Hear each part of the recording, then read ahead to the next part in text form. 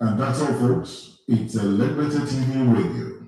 Follow us on social media at Elegbete TV Radio.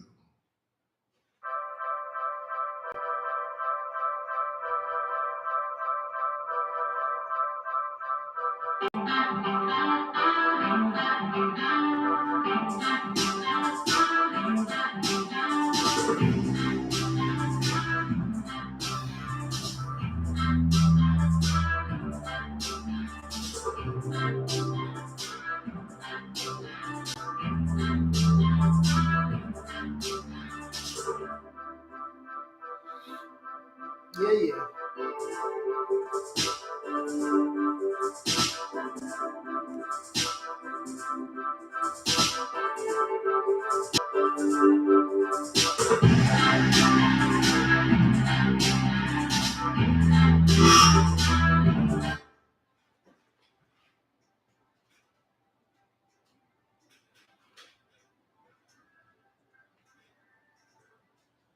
All right, good morning and welcome to the Sports Buffet on Elegbete TV Radio. The time is 1 minute past the hour of 9 a.m. on a lovely, rainy, wet, that wet's didn't come out right, Abby. Okay, on a rainy, no sun, Thursday morning. And you know how it is, Thursday and Friday is always like the most amazing one. And somebody's already asking, what's with my voice? Okay, a whole lot is with my voice, both the crying and the whole sore throat and the whole stress. Yes, it's with my voice, but you can see get past the voice. Okay, let's get the show on the road. Okay, good to see you guys jumping in on Instagram already and on YouTube. Okay, so Facebook, I choose not to do the Facebook streaming anymore because I noticed that if I'm streaming on Facebook and YouTube at the same time, the network begins to time out and struggle and fluctuate. So I decided, okay, let's just do only the YouTube alone. After I'm a YouTuber, okay. I still struggle to get around the word YouTuber anyway. But you know, like I always say, if you're joining in on Instagram or YouTube, please do want to subscribe to the YouTube channel. It's very, very important to us to grow. And if you're joining in, please do also to join the conversation. Okay. Some of us just greet and then stay on the show. I like the fact that you're watching the show. I don't have a problem with that. But you see, this show is not your regular radio show where the presenter comes in with a list of things to talking point. No. Sometimes I remember back in the day, people were like, now I don't talk the one way concern. So I felt like when I set up my radio, I want everybody to also bring their own talking point, what they want to talk. It's not just the talking point that we have on our show prep, which we do have. As a broadcaster, you must have all of that, which we do have. But I mean, if the conversation is, if everybody is getting involved in the conversation, then it makes a whole lot more sense. Hey, GT, how you doing? Okay, that's for me the way I see the show, and that's the dream that I have when I set up this whole thing. So I want it to be about all of us, and there's a whole lot of talking point going on the beautiful water sports. As I yesterday said, Chelsea have used up Arsenal for Richarlison, but it doesn't seem like Richarlison is a Chelsea player yet. The dotted lines have not been signed, so there's a whole lot that can still happen. Barcelona can still jump in, and Bayern are saying that they're okay, not Bayern, but there are talks in Germany that with Sadio Mane, and if they manage to convince Lewandowski to stay, they just might be going for the quadruple, the treble, sorry. Again, how true is that? How possible is that? I don't know, but I need your take on it. Looking at this Bayern team, do you think that this is the team that will get it done? Well, the German Bundesliga teams have already resumed preseason, so for them, they're ready. Even though their league is 18 teams and not 20 teams, they want to get off the ground pretty fast and get going because it's important that they also consider the World Cup as a big important part of the season. I mean, who's not considering it anyway? So the transfers in Germany too would also look at some of the stories there and see what they've got for us, and then we'll look at some of the places. We'll look at the general transfer rumors. Then look at some of the headlines on the Daily Mail, and also look at to hear from you guys what you think. There's one I wouldn't say it's disturbing as far as I'm concerned because life is about perspective. The relationship and well, that's not to the people who work with him. But you want to tell Abakashi that Abasha is a bad guy. You might not come out of it the way you went in. I'm just giving you examples like that. So the bad person is bad to the person that is bad to, but that same bad person is good to somebody else. And why am I saying that? Okay, this man, Benny Eccleston like controversy. Okay, he cuts controversy. He likes. I will take a bullet for Putin. Okay, former Formula One Supremo Benny Eccleston says Russian president is a first-class person. How does a first-class person look like? Okay, these are words, but the words built by words. Is that the spoken word from me, or the written, or the scripted, or the typed word from you guys? So, what does a first-class person look like?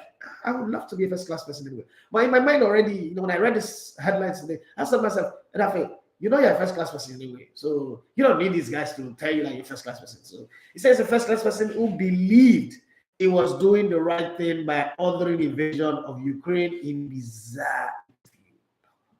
Well, still talking Formula One. Formula One is going to have a little bit of pass this weekend, and when they said the chicken is coming home to roost, the chicken is going to come home to roost. What I mean by that is the fact that somewhere in all of this conversation this weekend is the British Grand Prix. So coming home, the new FIA president Mohammed bin Sulayem, or whatever his name is, cracked down on drivers, and I'm still wondering what is that going to do with anything. That nose stud that Lewis Hamilton have on his nose kind of remind me of where I used to work, and all the laws that they have. You can't post some things on your personal social media page, blah blah blah. Somebody actually really got fired for posting something. Hey, Frankie Demudia Lapa, I greet you this morning. We always talk about person doesn't know this life. The journey to the top is not easy. You will meet all type of character, all type of people, and some days you would be angry about them, and some days you just laugh. You just laugh at how draconic people can be while they are pretending to be godly and nice people, but they're running a slave ship anyway. Okay, so Lewis Hamilton could be banned from this weekend's Grand Prix, a British Grand Prix, as the row over his nose stud reaches a boiling point. With neither the seven-time champion or new FIA president Mohammed bin Sulayem backing down over jewelry crackdown. Guys, what do you think? It's a big deal. It's really something that is important. Like, oh, if you don't take off your joints, you can't drive. Does it affect the driving? Does it have like that thing that we always have to deal with on the plane? Put up your mobile device, blah blah blah blah blah blah interface. Like, I'm always wondering how possible that is anyway. I do put up my phones not because I agree with it, because I'm a science student and I'm like, if my phone, how can a $700 million or $90 million airplane not have a button that can say do not disturb or do not interfere? You understand? It's very strange. Then you not fly. Okay, on the local flight, they'll tell you to off your stuff all through. That thing is always amazing me. And then when I get on the international plane, the same people who said I should switch off my phone because it would interfere will not be selling me internet. Like, I cannot, they use the internet for WhatsApp, for this one, for that one. If you pay €4 for whatever, $4.99, you will use internet all through your flight. At that point, are we not interfering again? Where is the interference? Okay, there's the interference zone. Those of you who fly international plane, you know this thing I'm saying. Oh, God of heaven. So many things. And then there's another thing that always makes me laugh on the plane is the alcohol distribution. Now, the reason why that makes me laugh is you're giving alcohol to people on the plane, right? And you know that there's the possibility that somebody will get high and begin to misbehave. But you're giving them alcohol. Please, what is your agenda? What is your freaking agenda? When you're giving them this alcohol for them to jump out of the window, what is the plan? What is the plan? Okay, this plan. If you enter international flight, like maybe let's say you're flying from Lagos to Schiphol, or Lagos to Frankfurt, or Lagos to Abu Dhabi, or Dubai, or Qatar, then you transit into. Just imagine the amount of alcohol, like you're going to Canada and you're not going to America, you're not taking data that takes you direct Nigeria, New York, or Nigeria, Atlanta, and you're going to do all those transits. Imagine the amount of alcohol you will take. But the person start misbehaving. I've never taken it because I don't drink alcohol, okay? But I see people taking this thing and okay.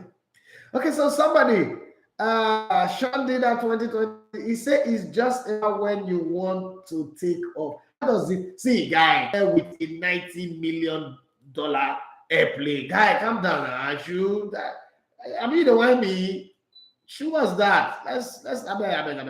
I bet shift. I'll be giving me that talk. Okay. This one is coming from Luda. Luda, yeah, consistent now. Okay. Luda say hi, dude. Dude, that's how my son used to call me when he was 5. Hi, dude. Good morning. It's afternoon here in Dubai already. I know you guys are 3 hours ahead of us. How are you doing? You're getting me to love your show every day. I love the fun and the playful nature that you bring to the show. Sometimes radio can be too serious and boring. Thank you very much, Luda. Okay, I hope I'm pronouncing your name well. Luda. Hey, Luda. Okay, Luda Chris. All right. I have 3 questions for you. Do you think that Barcelona, that's the team that I support, brother, do you think that they would do well this season? You seem to, I've got to your channel, you seem to have this confidence of just talking about teams and what they would do. I've watched over 100 of your content in the last couple of days that I stumbled on your channel. And I think I like what you do. I think Barcelona would do well this season. And secondly, what do you think of Manchester United? If they get Frankie de Jong from Barcelona, would they become a better team? Would Frankie de Jong do better than Paul Pogba overall? And thirdly, I know that you're an Arsenal fan. Would Arsenal make the top 4 by the end of the season? Yeah. Luda, come on, calm down now. Shike, you say your YouTube is temperamental. I don't understand what that means. So please explain what you are saying. I don't understand. Oh boy, see comment on YouTube. I don't understand. Please explain that thing because that your grammar, eh? Now by support, go help me explain that. This your grammar, it's too advanced. It's advanced for me. What do you think of Awoni to Forest? Okay, wait. Chike, let me answer Luda. Luda, all the way from Dubai. Okay, Barcelona, I need to understand what your meaning of do well. If your do well means they will win the Champions League, I will tell you no, straight up, yeah. If your do well means they will win the league, I will also tell you I don't think so. Now, listen to how I responded. Champions League, straight no. Winning the league, I don't think so. Because I'm not as sure as daylight. And there are no guarantees that Real Madrid will not blow it. The league right now is Real Madrid's league to lose. Carlo Ancelotti is that kind of coach that, when I was growing up, there's something called Lelefodu, the word slow poison. People who behave like they cannot do anything, any danger to you, but they are the most dangerous. Or, those brother that will call Sister Ikechi and say, it's my Christian sister. Before you know, they don't lock the door, they don't close window. That's how Carlo Ancelotti is. He's a very bad guy. He's a very bad guy. Sorry, Luda. But I mean, I have to say it this way. He's a very bad guy. So he will not sit down and watch anybody try to win the league. He will want to win the league.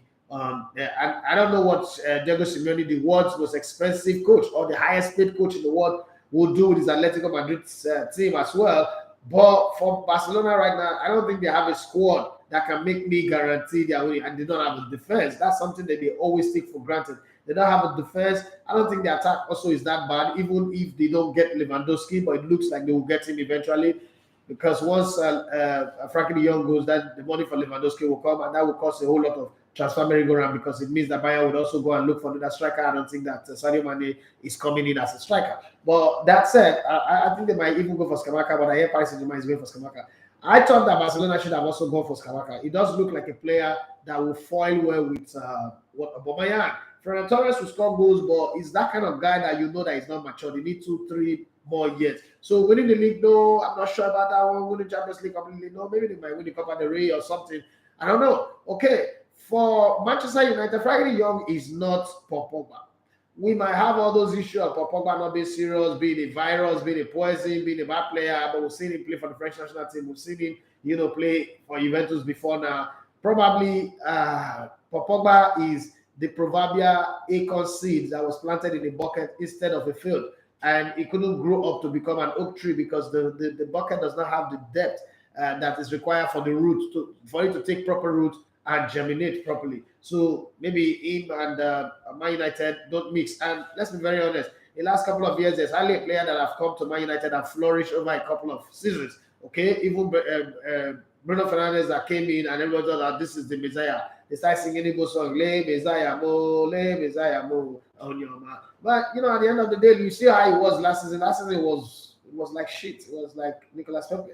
So I don't think that Frankie de Jong alone can come fix them. But hey, transfer window is still wide open. The gate is still wide open and it's grinding slowly to a close, but not as fast as when we get towards the end of August. So I still think that Manchester United have a time to bring in about 3, 4, or 5 more players. Then we cannot judge them accurately.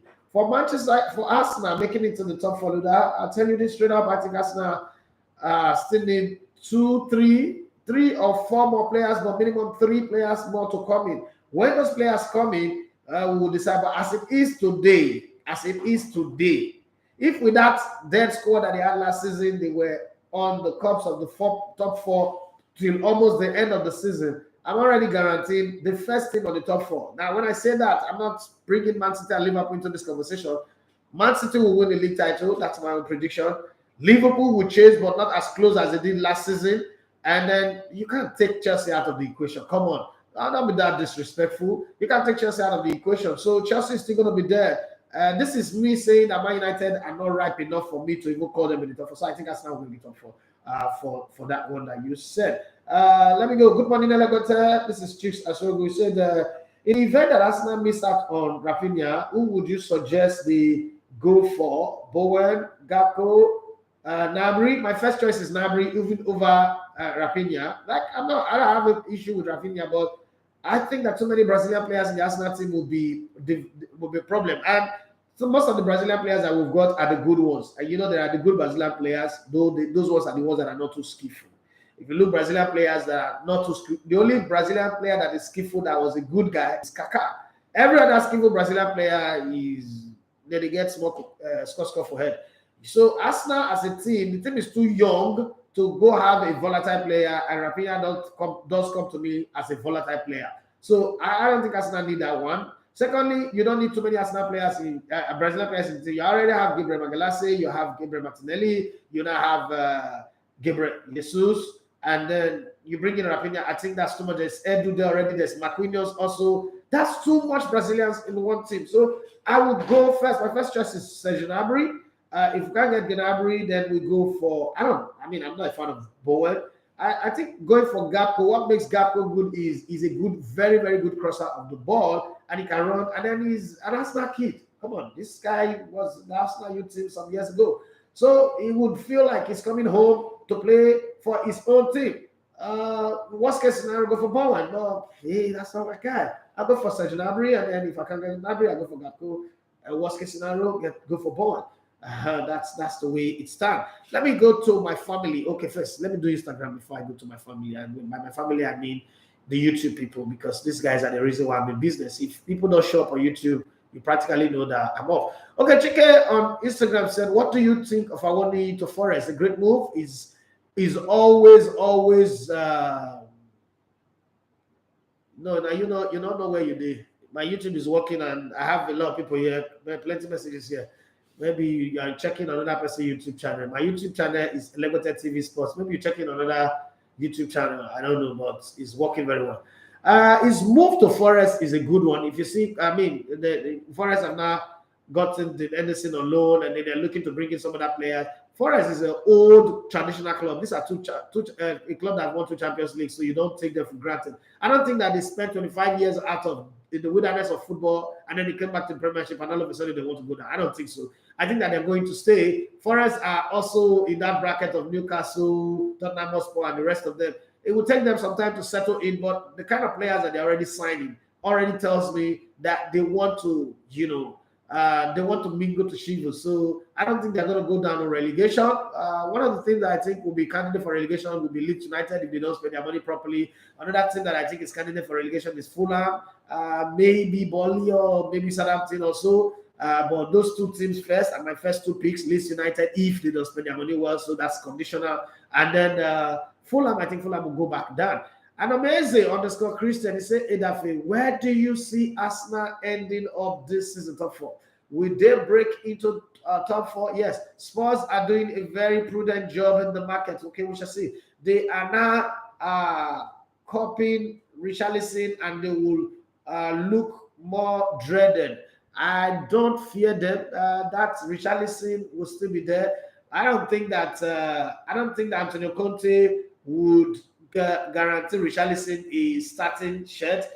If we were not afraid of Tottenham Hotspur when they had Son and Harry Kane, and they only make Tottenham Hotspur didn't make the top four on the cups of their ability. It's on the cups of Arsenal losing to Crystal Palace, Southampton, and Brighton and home. So I don't look at Spurs like, I'm an Arsenal fan, a very arrogant one.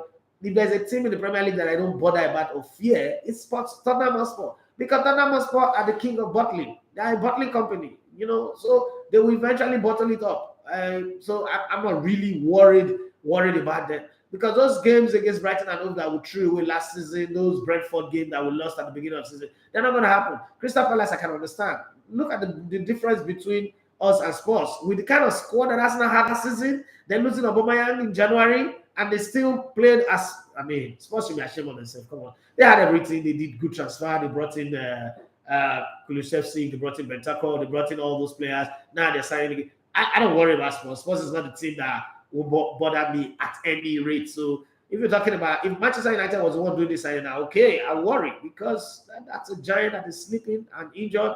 They might just decide to do a Samson and say, put me near the pillars of the building, and then I'll bring down the house. But this is Spurs. Spurs' greatest ambition is to finish above Arsenal. It's not, they're not an ambitious club. So there is a level where Arsenal will go to, and Spurs will not be able to accelerate to that level. So I'm not bothered about Spurs, to be very, very honest. So whoever they want to sign, they should sign. Those players going to Spurs know that they're making a mistake in their transfer business. Saviki said, honestly, I don't understand the rationality of your phone or plane. If you enter British High Commission office or US Aid office, they don't collect or ask you to off it, but they have gadgets.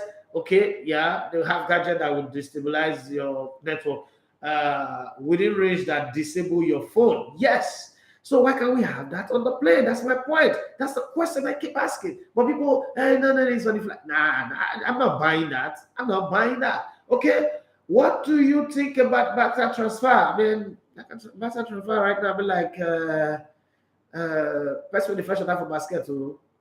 They are being linked to everybody, but they don't even have the money. Even the ones that already signed for free, they never free started. Kai Udofia says, K Udofia says, you should be afraid of sports. Would you? I'm coming. Would you put your smart money on Arteta at Martin Conte? Yes, I would. I seriously would. Good morning. Are you doing well? I don't understand the question anyway. But let me come to my YouTube people. Chike say YouTube is not working. It's a temperamental. I don't understand that kind of English.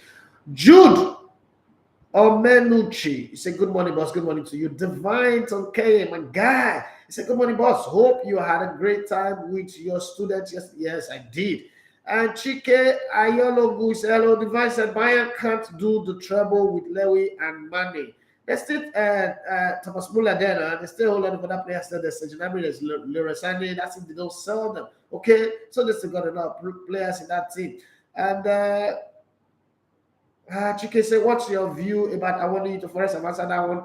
Good Jimmy Molaji said, good morning, Idafe. With the Arsenal signing so far, which position do you think they may end up with next season? Is third and fourth. Any of those two positions is where I think they would end up with next season. Which other areas do you think Arsenal needs to build up? They need a left fullback.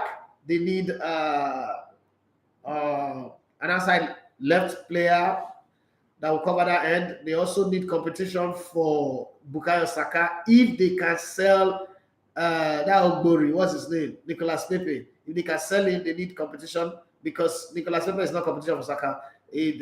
Saka can stop training for 1 year and still come back and start ahead of him. That one doesn't have a football career. That one have his own issues. I don't know what his problem is, but he doesn't play football. And then they need a striker. Arsenal still does not have a striker. I know we got him Gabriel Jesus, and they were like, oh, Gabriel Jesus is there. Why? What are you saying? No, that's not a striker. Arsenal does not have a striker. Arsenal needs a proper goal-scoring machine, a striker that strikes fear in the hearts of people, a striker that delivers. That's why I'm not really bothered about the Richarlison. I know that the Rafinha thing. Yes, I know that he scores a lot of goals, okay? Pop up with the same number for a weak team like Leeds United, pop up with the same number of goals like Gabriel Jesus did last season and assist. Yeah, but too many Brazilians in that team is not a good one for Arsenal. So that one for me is a turn off already. I say the challenge with Arsenal for me over the years have been their mentality. Okay, they don't have the players and manager to take them over the line at the tail end of the season. We saw it last season. No, we didn't see it last season. I think that one of the things that people do is they do what they call group analysis. So I was taught to analyze games and teams and players on their individual merit. That's why you can see me this weekend attack a player, say that this player is shit, and next weekend if he does well, and I'm praising the player again. What you're just doing now is you are failing to ensemble, like pull out all of the good. Last season, so in the last couple of many seasons since Wenger up until now, Arsenal's biggest Achilles heel is dealing with crosses, not instability at the back. Now, every successful team, if you look at the Wenger era of success, that success was not built on Thierry Henry or Aneka being good in the front. It was built on the defense. First, there was a defensive midfielder that is way ahead of anybody in the Premier League that I've ever played in the Premier League. I don't think there's ever had a defensive midfielder. I'm talking defensive midfielder now, that is half as good as Patrick Vieira, right? And then you have that Tony Adams and the entire back from Steve Bolt, Tony Adams, Nigel Wootenball. They now brought in Ashley Cole later, Martin Keown, Larry Tememeya as the team goes, and then you now have Sokambe, Kolotori, who was not good at the beginning but became a very rock solid player. All of those guys were the solid foundation upon which the Arsenal team was. But even at that, they were always struggling with crosses. Remember Leeds United and Cahill, I was always dealing with them. Mark Viduka, Bolton, that guy that have big head for Bolton. What's his name again? I've forgotten his name, but there's a guy who have big head, and then there's Michael Rickett. All these players, and then Stoke City with their Rory Delap and all those players. And then there was Peter Crouch that was always giving them problem. But if you look at Arsenal last season, one of the first things that Arteta have done is eliminate the danger of defense. You know that Arsenal was the third best defense last season. In the season Arsenal went the season unbeaten, Arsenal didn't have the best defense in the Premier League. Remember that. Okay, so last season Arsenal had the best defense behind Manchester City and Liverpool. With those kind of players that they have. And don't forget that in the course of the season, Tomiyasu was injured for about 9 or 11 games. Tierney missed out on 13 games in total last season. And they still have that defense. The only team that didn't concede a goal directly from a corner kick. So that's a fix. Now, coming into the midfield, I don't think that Thomas Partey played up to 10 consecutive games last season. So that's another injury. I'm not making excuses, but I'm just laying the cards down for you. And then for a team that won, even when Aubameyang was there, wasn't scoring, they lost Aubameyang. They had to depend on Bukayo Saka, Odegaard, and Martinelli. These are youth players that, if you compare them to Harry Kane, Son Heung-min, and all the other teams that made the top four, the kind of strike force that they have or the quality in midfield they have, then you would understand that Arsenal is no longer the Arsenal you used to know. I mean, look at the teams behind Arsenal. You have Manchester United, you have West Ham, you have Everton, all these teams that were way behind Arsenal, Newcastle.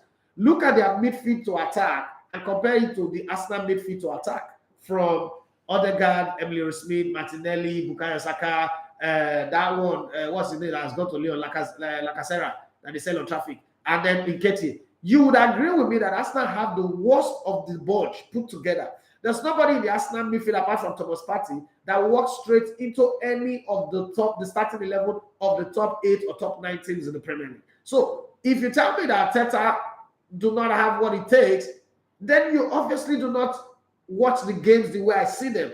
And you are just piling up, your position about Arsenal, that their soft underbelly is always making things bully them. No, they don't. What they did last season is the premise upon which I'm saying, with the new additions to the team, when the coach have seen, okay, I need to enforce that midfield. Because towards the end of the season, Bukayo Saka got tired. And it is justified. Emily Roseman got tired. He stopped coming from the bench and scoring those vital goals that he was scoring, stopped creating like he was creating before. Odegaard also got tired. Now he's brought in Vieira to support him. Just when he gets tired, he can rotate properly. He also needs one more player in the defensive midfield who showed up very, very late in the season. That's Mohamed Elneny. And then again, talking about Mohamed, this is the first time in the history of football that you have Jesus and Mohamed playing on the same team. So there's a possibility that on the road to Calvary to go and score a goal, Mohamed might give an assist to Jesus. Well, that's by the wayside. But I'm just telling you, if you look at the Arsenal team right now, I can bet on them. If Tottenham had the highest goal scorer of the league, they have Harry Kane. You know what it means to have Harry Kane? Harry Kane should be winning you championship. If you have Harry Kane on your team, you should be winning championship on a regular basis. I mean, once every 3 seasons, you should be winning championship. They have Harry Kane, they have Antonio Conte, a tried and tested a league-winning coach who cannot play in the Champions League anyway. Now, look at Spurs. Spurs are going to go play in Champions League this season. Arsenal will play the Europa, agreed. They will try to battle everything. When Levy did not spend money, he still puts demand on his coaches. Now they are spending money. There's going to be pressure. There's going to be demand. Spurs do not have the body to deal with that. They have a goalkeeper that is old. They have a defense that is not as solid as people think they are. So even if you have all those forward players like they are having right now, the question is, have they fixed the defense? Because Spurs last season, the greatest of doing is their defense. Yes, they caught fire towards the end of the season. Kulusevski was good, creating assists, running at everybody. Well, we should see. We should see, because this time around, it's going to also, depend on a whole lot of factors. I think that Arsenal's path to the top 4 is very, very easy. Arsenal played practically with a top 11 squad yet last season that had only 9 players, because some players were just not in the squad.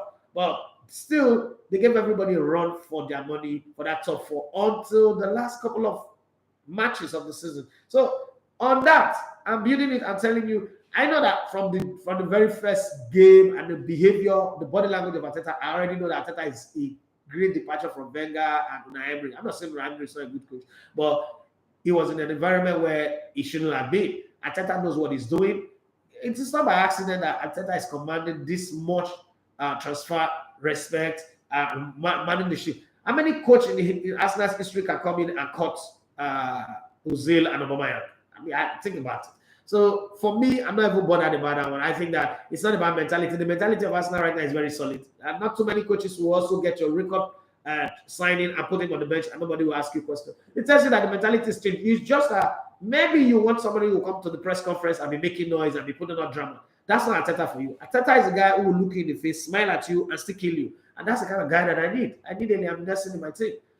So I'm not a dramatic personnel. That's not what we need right now. Okay. We don't need a Jason Stratton. We need Eliam Nelson who will tell you, I have some particular set of skills that I've trained, acquired over a long period of time, and it's coming.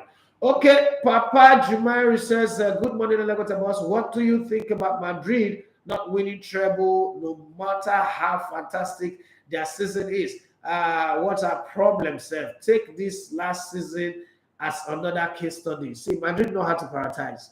So one of the things that Madrid do not bother themselves about is the minor trophy.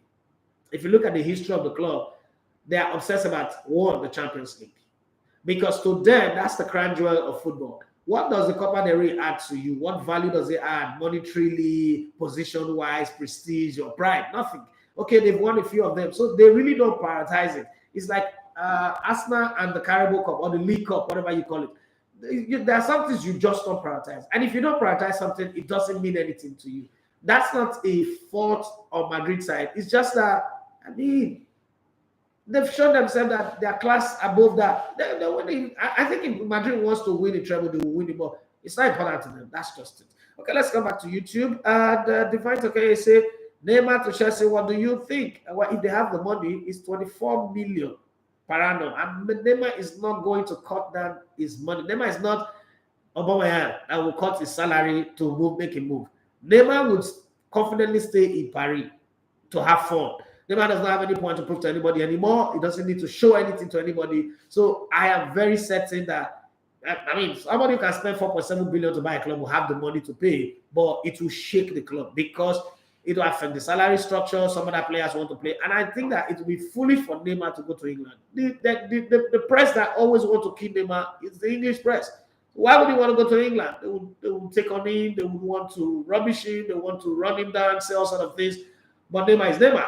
Neymar had reached the height of his career a long time ago. So whatever he's doing right now, he's playing top flight football on holiday. That's the way I see it. But I don't think he wants to leave Paris Saint-Germain. Paris Saint-Germain can do all the drama that they want to do. But, I mean, what you saw, you wear. When Neymar wanted to leave, they say no, they will kill themselves if he must stay. So he should stay. But I wouldn't be surprised if it happens. I don't think it's going to be a bad addition to Chelsea.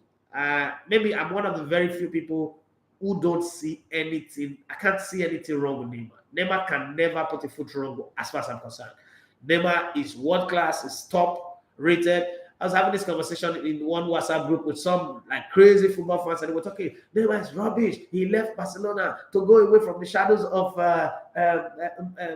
Messi, and then I came and they hiding under the shadow of Mbappe at Paris Saint-Germain. And I said, wait. Let me ask a very good question.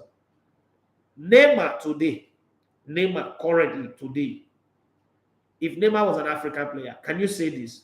Yeah, why are you saying that? I said, listen, name 3 African players in the history of African football that have done better than Neymar. If Neymar is a failure, it means that every African player, apart from probably Samuel Eto'o and maybe Giorgio Pongwe, and even Giorgio Pongwe is not on the level of Neymar if you put everything equal. It's not. He will work for Football.London, and that's where it ends. Doesn't have a Champions League medal to his name. He doesn't have an Olympic gold medal to his name. He doesn't have the titles that Neymar have to his name. So let's not even put him in that conversation. So maybe we'll bring in Mo Salah or Sadio Mane, okay? But even at that, you will still put Neymar over there. So apart from Samuel Eto'o, which African player can you rate above it? And if you say Neymar is a failure, probably every African player that you ever know, that you've heard about, whether it's Abedi Pele, Yopreku, Rabamanja, Osam Hussein, Abu Trika, name them, Okocha, Amukachi, all of them are shit. If you dare, as an African, say that Neymar is a failure, is a wasted talent, then all your African players are wasted talent. And when I said it that way, everybody now like, you know, how the pour cold water on your body, everybody now like, okay, you do have a point there. So we've got to be able to balance the trick. And then I said to the guy, I said, would you rate Thierry Henry currently over Neymar? And you know how that pause, everybody is holding their keeper, they want to attack, but then they are reasoning it. Would I rate Thierry Henry over him? And we're gonna Thierry Henry won the World Cup and the Euro. I say yes, he won the Olympic and they won the Copa America too. The Euro is Copa America, the Olympic, it might not be the World Cup, but then look at the number of Champions League is won as well. Look at the league titles is won at different places. Okay, so talk to me when you're done. In our pause. Would you say like Ruud van Nistelrooy is a failure? Say no, Ruud van Nistelrooy is a failure. Is Ruud van Nistelrooy better than Neymar? Has he achieved more than Neymar? The answer is no. So you can look at that and argue from that till eternity. Or it's like saying Suarez is a failure. Okay, you can't. But hey, people are quick to put the conversation where it suits them. I don't think that Neymar have any point to prove to anybody. Winning Ballon d'Or is not a criteria because Ballon d'Or is a sentimental award. I've said it over and over and over again. People just vote based on their block. And like the last one that Messi won, I mean, you all know that he didn't deserve that one. I mean, maybe 2 or 3 awards that he's won that he didn't deserve. But the block that are voting for him, make him win it. So you can argue against those things. Okay? So that's not what I'm not going to judge a footballer by that one. Having said that, I don't think coming to Chelsea would work for him because it would be nice for the English league. I mean, Neymar will come and do what Pep Guardiola did. You know, say, you can't come to England and dominate the way you dominate in Germany and Spain. Okay, now. I be now. certain standards that people cannot compare. Now, people they even celebrate England. People they celebrate to come second. You know, we came second against such a coach like Pep Guardiola and Man City. Yeah. Since when? Okay. Udofia say, Elegote, please don't draw that way matter comparison. It's an insult to judge. Who be judge? Come on, get away you. Which judge way? Because we win. Judge way did not win Champions League. If in case you don't know, he did not win Champions League. So don't tell me I don't draw. I'm not gonna draw comparison. This guy that won the treble with Barcelona, one league. You know what in the MSN they do. Do you watch them play for Barcelona? That's not not see George Way play. I watch George Way. I watch George Way on TV. I watch him live in Milan. You can't tell me George Way is my like I don't grow up when George Way play football. So you're not gonna tell me something. I traveled to Milan to go watch him play. Don't tell me anything. That when I came to Chelsea, that was a flop. Oh, no, stop. Now newspaper you read, I don't read newspaper. I watch George Way. I have clips upon clips. Is George Way a great player? Yes. Nobody's going to argue that. I am just saying the comparison. Neymar, George Way. Because there are some players that are squad players that they are just in a lucky squad and they won title. You can't say Neymar was a lucky player in any squad. Neymar, any title he won, any medal on his neck, he earned it by his own sweat equity, his dribbles, his flicks and turn. Neymar makes the game beautiful. And anybody can say anything that they want to say. Judge Way they run like a train will lose break.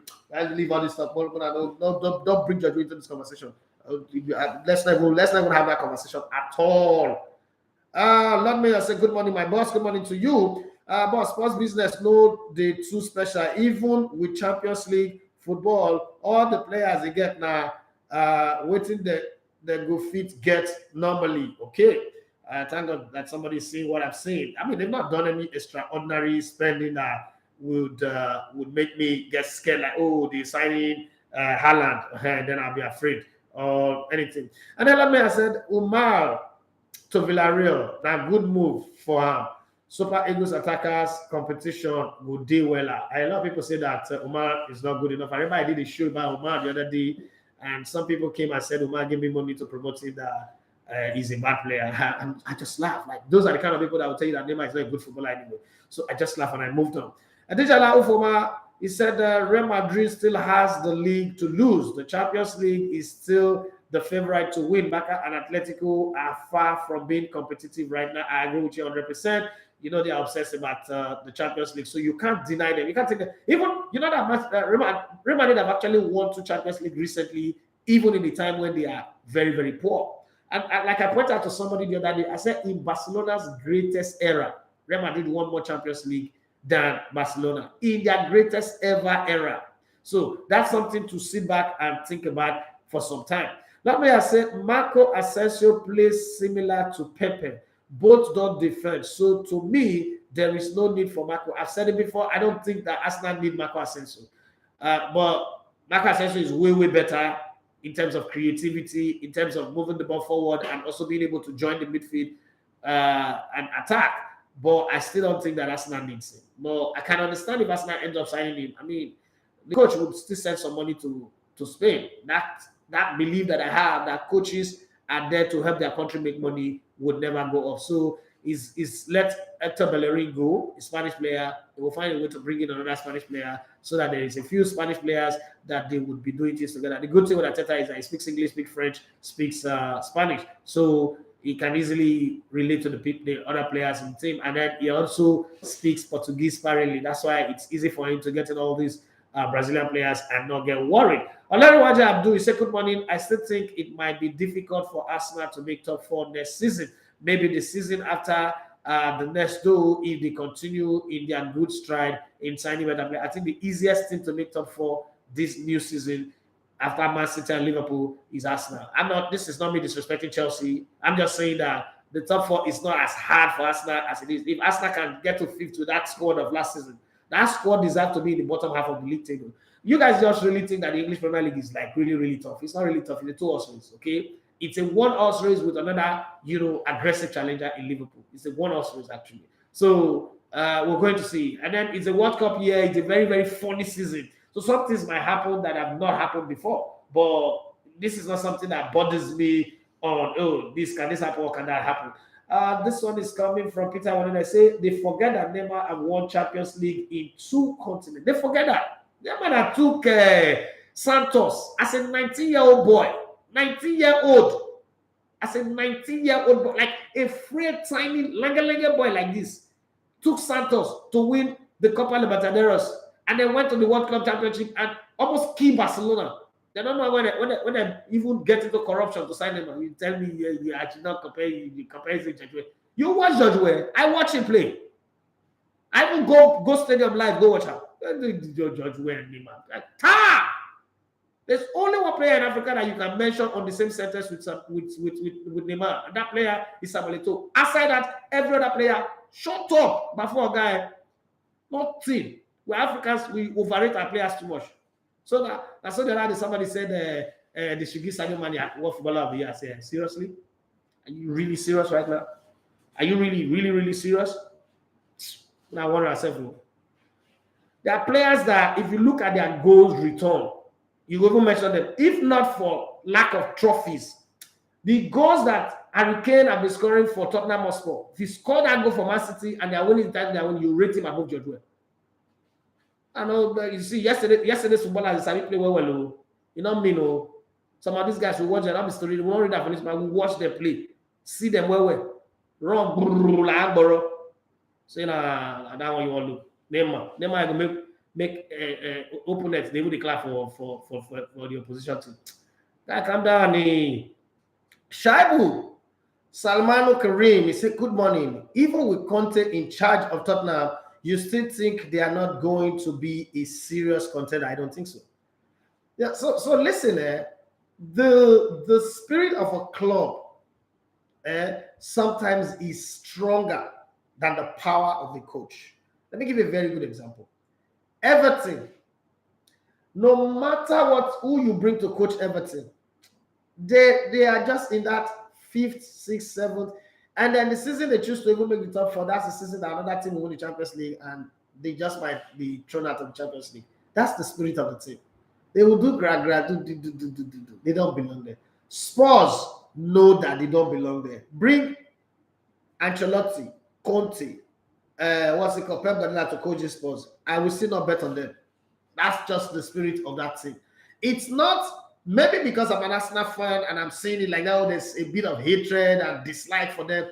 Maybe. But the truth is, if there are teams in the Premier League that I worry about, Spurs is not one of them. Spurs is not one of them. It's in their DNA to bottle up things. Come on. 2016. Have you forgotten 2016? 2016, the whole world opened up the gates of title for Spurs. Spurs, since we are letting new teams to win, Cleveland Cavaliers won the NBA, the Buccaneers won the Super Bowl. Like, Spurs, go and take this one. Arsenal ended up in second. Leicester go ahead and win the title. Come on, not be Spurs now. Now Spurs will talk here. Champions League finals open for them to win. They still go bottle up. I beg you. Not be that one. K Udofia, I say, well, it's your personal opinion. I saw West play. I follow Milan to the core. I know they not be terrible West at the talk. Terrible West not the Neymar level. And they talk Neymar, George upon where. George Weah, try to understand what I'm saying. I'm not saying George Weah is a bad player. George Weah is a very, very one of Africa's all-time greatest. But I will never rate him above Neymar. Never. Because when the chips are done, we go put achievement on the table. George Weah did not lead a team to the semi-finals of the UEFA Champions League. What are we saying here? Not even finals, not semi-finals of the UEFA Champions League. He didn't lead a team there. He doesn't have a silver medal of UEFA Champions League. Guys, this is not football we talk. How many Italian league titles did he win? As good as he was. How many top goal scorer did he win? He's a center forward. Neymar is a winger. What would they talk these things well? This guy, Neymar cleaned up as a 19-year-old. He cleaned up the whole South America and took one team that we can't remember when they last succeeded to the Copa Libertadores finals, won it, took them to the finals of the World Club Championship and lost respectively to Barcelona. Came to Barcelona and a team that is so good, he held his own. Everybody know that, oh, Neymar, it's got 354 goals together in 3 years. leave Judge come on, mention Judge in this conversation. Judge is good, yes, good, but not great. As in Africa, we read people. That's why somebody can tell you, Okocha is the one that trained Ronaldinho how to play football, and everybody will just be laughing. Don't bring that talk into this conversation here. Lord Mayor says Gabriel Jesus was just lucky that the Osimhen transfer fee was too expensive. Arsenal did not try to sign him. Don't start. This is another part of the African conversation that we always have. Arsenal did not negotiate with Osimhen. It was just a rumor out there. There was no bid. There was nothing. They asked about him, and then they put a transfer fee. It's not about the fee being too big. Gabriel Jesus was the transfer from February. Now this conversation about Gabriel Jesus have been on the ground. The time you start to hear the news, it's not when transfer conversation started. This conversation about Gabriel Jesus, first off, Ateta had sounded him out. Would you like to play for me? Would you want to play for me? He said, Coach, I'll play for you. Once he know that, they are bringing in Haaland, and then they are bringing in Alvarez, he knows he's becoming a top striker. You know that Gabriel Jesus was a backup striker in a season that Man City did not have a striker. So he already knows it's going to move. It has nothing to do with Osimhen. It was going to move. He hopes that Arsenal will make the top four. Arsenal didn't make the top four, but he still wants to play for Arteta. So that's a different conversation. If Arsenal still wants to go sign Osimhen, they would still go for him. After all, the money is still there. Now, if they let, They let Hector Bellerin go 13 million. They let Holding or Chambers go, another 10 million. They let, Nicolas Pepe, rubbish player, 25 million. Before you know it, there's enough money to sign another striker. And the fact that Arsenal is not even letting any player go before signing these players, that's a very good one for them. But I don't want us to get into the conversation of thinking that it's because the money is too expensive. No, that's not it. If you want a good striker, you pay for it. Osimhen's money is not expensive. That's the bill on it. That's the price tag on it. Pay if you want it. But they did not sign Gabriel Jesus as an alternative to Osimhen. Arsenal have always wanted to sign two strikers. Remember, Arsenal lost two strikers in the last 6 months. Aubameyang and Lacazette. What Gabriel Jesus have just done is replace Lacazette. Arsenal has still not gotten their alternate striker. They may get in, they may not.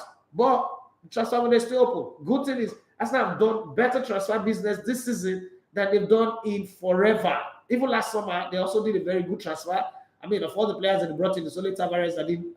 Is it Tavares and Simi Lokonga, whatever his name is, that really didn't fit. Tavares was not last season. It was Lokonga. Okay, so it's only Lokonga that didn't really fit in properly. But Gabriel is not the alternate to Osimhen. That's not true. Let's be very, very sure about that so that we don't put the things in their wrong perspective. It is not true that because of Osimhen's transfer, that's why transfer fee, that's why that's happening anyway. Divine, which club will you advise Osimhen to go? Chelsea, Arsenal, Newcastle, or any club in mind? So Osimhen is not in the market. So when we say ask him to go, he's not a free agent, and his club are not planning to sell him. Okay, they are looking to sell. There's a player that is Lozano's might be going to Valencia because of the coach. What's his name now? Gattuso. A few other players will leave, but Osimhen is their only alternate striker. And Napoli are also not in the market for a striker right now. But I know Aurelio De Laurentiis. He's the kind of guy that will wait for the last minute. He already have his plan, but he'll keep it to his chest to the end. But the kind of investment he put into Osimhen, 100,000 euro a week, the whole image right deal, I think it will be very, very difficult for anybody to price Osimhen out. Maybe one more season or two more. Osimhen have a long-term contract with Napoli. I don't think it's easy to break that contract right now. And Osimhen is having the fun of his life. So I'm not going to advise him. If you ask me, of all the clubs that have been mentioned, because apart from Newcastle United that was rejected and the offer was stupid, no club have really put any offer on the table. So let me break down how transfer works. You make an inquiry. The inquiry says, if we come with an offer, would you sell? Then the only club, the club that owns the player will tell you the player is available for this price and this price only. That's one option. Two, they'll tell you, okay, we can do negotiable. It's negotiable, and then we can do add-ons. Three, they can also tell you, okay, if you have a player that suits what we need right now, what we're in the market for, we can ask for it, and then you give us this player. Let me give you a very good example. Man City are trying very, very hard to balance their books. So if you look at, they started selling some players. They sold Leroy Sané without directly replacing him. because they believe that the players that they have will do well. They got to the finals of Champions League, lost it, but it was there. Then the next season they got to the semi-finals of Champions League, lost to Real Madrid in a very, very tight game, but it was there. Now look at how they are doing it. When they went to sign a striker, which is like currently the best young striker in the whole world, they did spend up to 60 million, even though the salary is big, but it can make up. So these are the kind of players you get for 100 and 150 million. But they got Jack Grealish last season. Now they are willing to put Zinchenko, Raheem Sterling, and one other player for sale. And if push comes to shove, they would also sell Bernardo Silva. What's that telling you? They're cutting down their costs because all of these players are nearing the end of their contracts. And two things will happen. Man City will need to renegotiate and then try to pay higher premium on their salaries, on their wages, which is something that would affect their wage structure. They don't want that to happen now that they have Haaland. So they need to let these guys go and also sell people like Edozie from the youth team and some other players to make up money to put in the kitty so that when they bring in another player, they'll be able to cover their salaries. So it's a smart business move.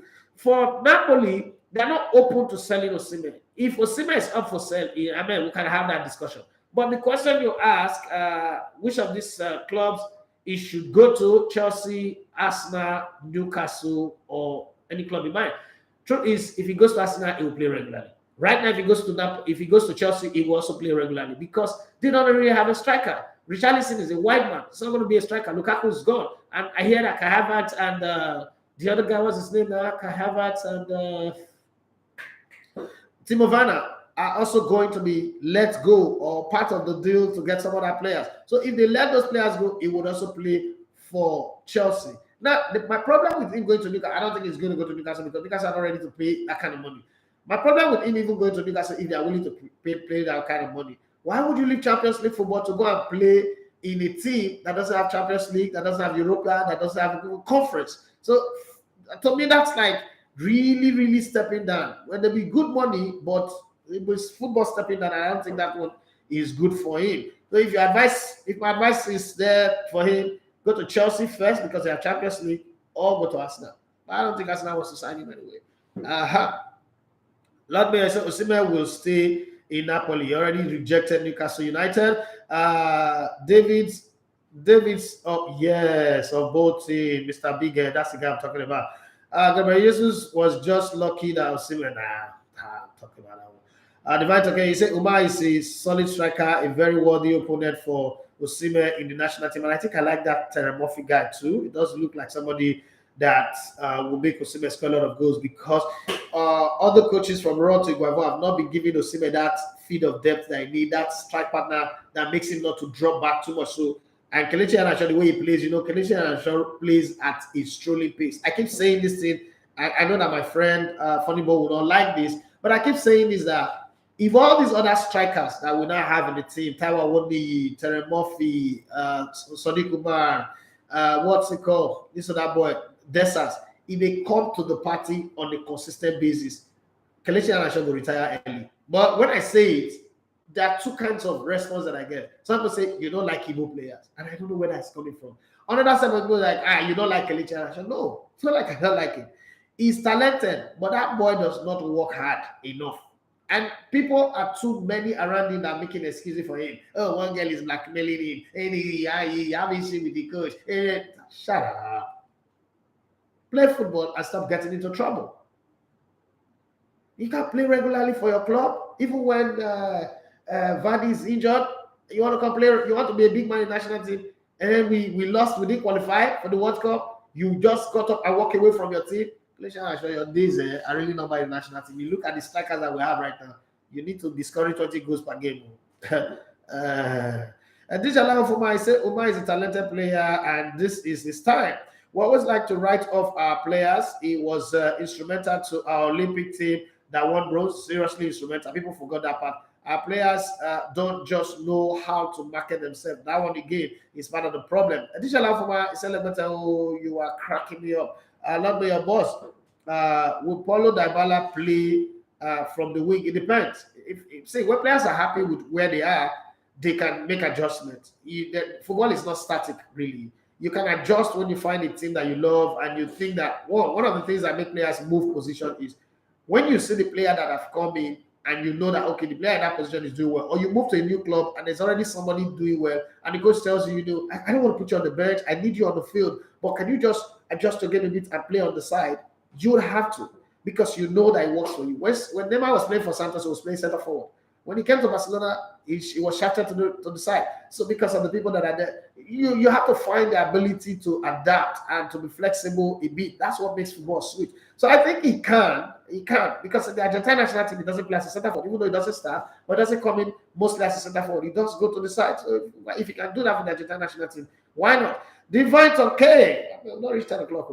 He said, now true talk, even right now, he had a actual leg for national team, the shake with the recent performance of Murphy, Desas, Pesero may not want to change his team anytime soon.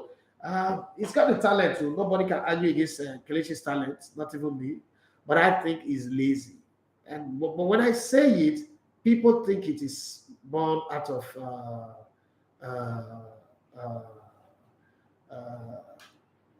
what's it called? It's out of hatred or beef, and I don't understand where the beef is coming from. Okay, Udofia, sometimes when we're having a conversation here, the maturity of the conversation is to understand the context in which we're talking about the conversation. We're talking about Spurs. There's never been a time that I've not said Arsenal didn't bottle the Champions League. So when you come here and say why you won't agree with me is because Arsenal bottled it, there's no sense in it. If you agree that Arsenal bottled it and then you think that Spurs didn't bottle it, it doesn't make sense. Not everything is an argument. The thing with argument is you argue to make rubbish of another person's position. When we discuss, we should agree on something. The focus of that conversation was on Spurs. It's not about Arsenal. Arsenal are bottlers. We already know that is already established. It's taken already. But Arsenal is on a new path right now. And the new path that they are shows me that they are building something that is going to be way, way different from the culture that Arsene Wenger brought in. Arsene Wenger did a lot of damages. I saw somebody yesterday telling me that Arsene Wenger is one of the greatest coach that ever lived. I said, yeah, that's your opinion. I respect it. I'm not against it. But for me, as a master, I think Arsene Wenger is one of the worst coach I've ever seen in my life. And people have their different position to that. The opportunities that Arsene Wenger had, he could have won more titles. He could have done more. But you see, the thing is, the man thinks that the world revolves around the axis of his eyeglass. And that makes Arsenal to fall back a lot. But people just, all those kind of people that you don't respect for doing nothing. Let me give you a very good example. The way people talk about MK Abiola, you almost think that MK Abiola was the one that laid the foundation of Nigeria. And, when we have this kind of conversation, I always puncture people with a question. I say, I beg, when you talk about this MK Abiola, John Henry Ford, his business is still here. J. Rockefeller, his business is still here.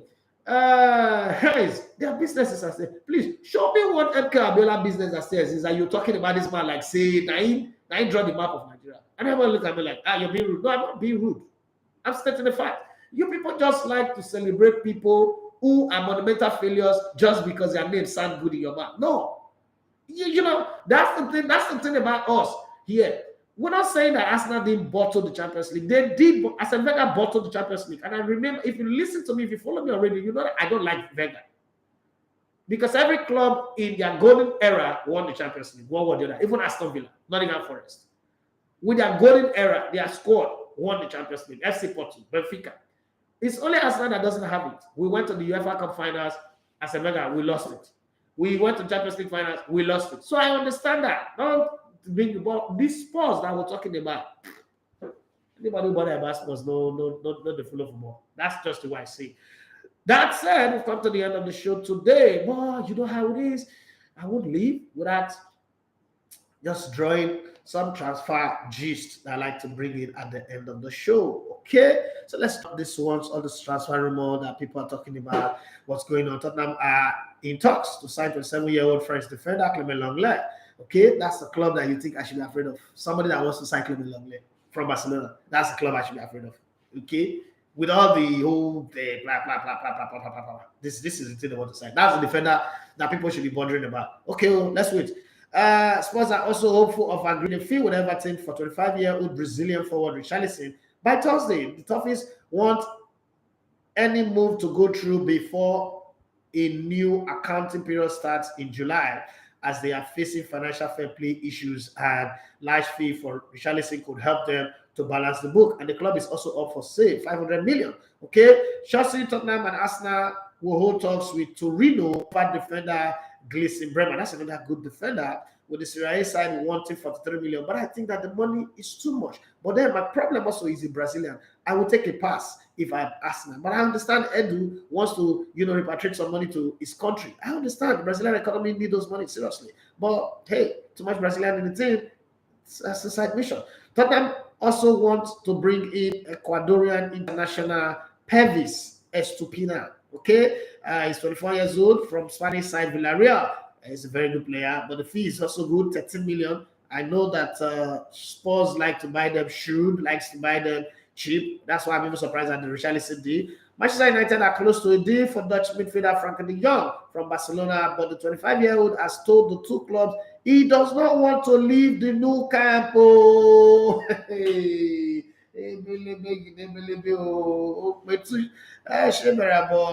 alternatively, De Jong is now open to joining the Old Trafford club and linking up with Manchester United manager Eric De Jong again. But the thing is, he wants to be paid just as well as Pogba was paid. Can Manchester United agree to that deal? I don't know. Liverpool have turned down an opening offer from Nottingham Forest for fullback Nico Williams, 21 years of age.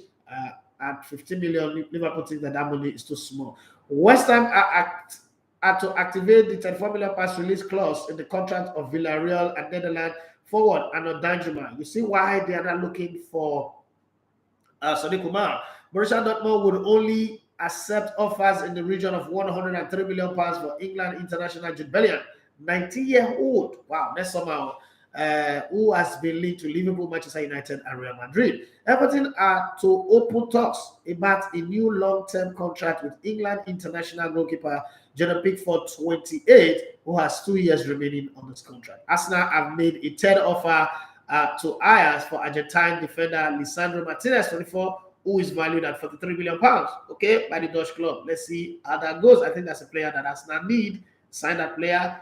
I would also suggest that Arsenal should sell Tierney. Now, this is not missing Tierney. It's not good, but it's too injury prone. Selling now make good money from his sales and see how it goes. But if you're bringing in Martinez for sure, then you can leave Tierney to stay. Leicester City midfielder Yuri Tillemans, 25, is also a target for Manchester United, with the Belgian international entering the final year of his contract. Arteta at first, well, if you have Elneny and you don't let it go, there's really no need to be desperate about your Tillemans, because it's good to have players on your squad, but don't bring players to come and just sit on the bench. Okay, Manchester United and England goalkeeper Dan Henderson, 25, will have a medical at Nottingham Forest this week to seal a season-long loan deal to the Forest. Now, you guys agree that my guy, Taiwo Awoniyi, didn't make a mistake. Portugal international João Montijo features and Wolves is in that. The 25-year-old wants a 2-year contract with the Melanie club, but they have only offered him a 1-year contract. You're 25, come on, take a 1-year contract now. Southampton are considering a move for Chelsea's England under 21 international defender Levi Colwill, 19, who spent last season on loan at Huddersfield Town. Leicester City are also interested in Colwill, with the teenager ready to seek a fresh challenge away from Stamford Bridge. If there is no prospect of breaking into the Blues first team, you will not break in, oh my dear. You better move, bitch, get out of the way. Brentford have made a bid worth up to the tune of 20 million pounds for Hull City 21-year-old forward King Lewis Potter. Okay, let's see if the deal goes through. They also want Emmanuel Dennis in their team. Okay, I'm going to go to that. 2 unnamed Premier League club side are interested in signing Nigerian striker Emmanuel Dennis, 24, who is valued at 20 million pounds by Watford. That's a good one. Arsenal have had talks with former England midfielder Jack Wilshere, 30, as the Gunners look to fill their under 23 and under 18 head coaching position. Okay, I can take that one. You see, I pause because I was thinking the matters like, are you serious? Okay, this one is coming from Sherwood from Opik. He said, good morning, bro. Interesting. So Barcelona won Rafinha again. Unbelievable. Barcelona that cannot give Ousmane Dembele a new contract. If Barcelona have the money, Barcelona should first of all announce the signing of Christensen and give Ousmane Dembele a new contract. Then I will take them serious. Sherwood for me from Opik. That's the last one we will take on the show today. Victoria's Dream, thank you for coming late. Late comers, they take Bulala in the backside. Well, I gotta go now. We've come to the end of the show today. Do you think we need Ebere Chieze? If the we you're talking about is Nigeria, my answer is yes. My answer is yes. We need a bit of creativity in that midfield. I like the fact that Alex Iwobi have become a better player, but it's just him and what's it called that we'll have. It's just him and Joe Aribo that we'll have. We still need some more addition to the squad. Well, we'll do this again tomorrow. I have an interview to do by 12. I have a Nigerian female player that plays in Italy that I need to talk to. You will see it on the YouTube channel. Hold on for the podcast. It's gonna should be out today. Today's Thursday, right? Last time, 2 weeks ago, it was Thursday that we brought it out. So should be out today, hopefully. If you don't see it, don't worry, stick with us. You would see it. John Fashion will be here to tell you all the things that we need to tell you on the podcast side of town. Having said that, my name is Indafe Martinez. You love to come in your level on the spot. It's been a good time on this Thursday. Let's do it again tomorrow. Diane, your message just came in very, very late. I've signed out. Maybe I'll read it tomorrow. God bless you guys, and I have for yourself a wonderful day. And I still stand my ground, Judge Ware. You know better, his name, what a verse, idea of his. Come and beat me, Bye-bye.